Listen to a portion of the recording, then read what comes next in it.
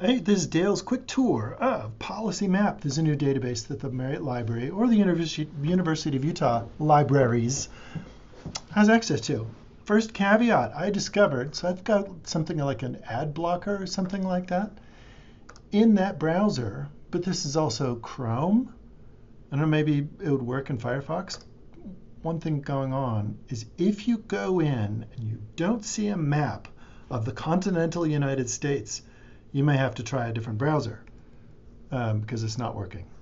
So here I am in Safari, which is a Mac-based browser, and all of a sudden I've got the United States. So beware, that's the first part of the tour. So there's two immediately fun things to play around with. So first of all, you can go in and do searches for stuff, but why do that when you can look at prepackaged stuff? So I imagine this is census heavy. So we've got like population, total population. Let's do population density.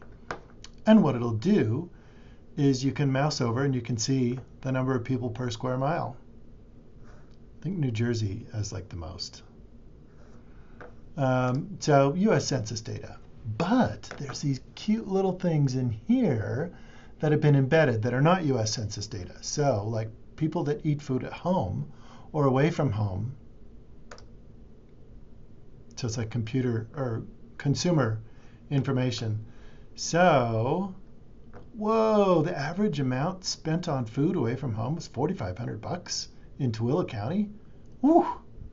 And the least is Paiute County. Wow, $2,800. I wonder how they got that number.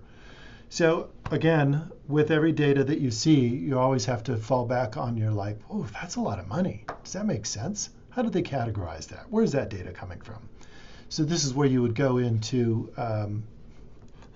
how they gathered the data. And if you're interested in that, let me know how it goes. But if you click on things, you start to be able to get bits and pieces that you can work with, that you can download and things like that. You can also do a download up here.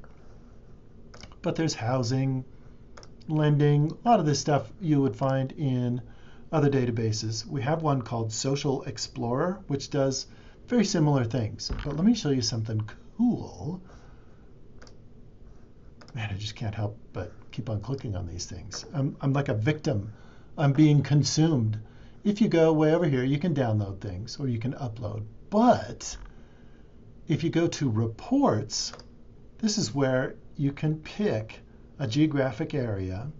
I picked Utah, and then you can generate all sorts of different options. So I can do community health, home mortgage. Let's do community health.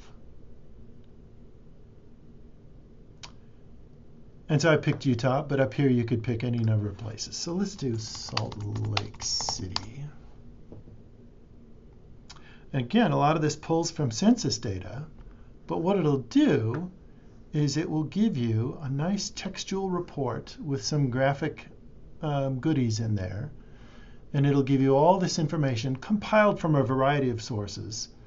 And it's really pretty cool seeing, whoa, population growth of like 9%.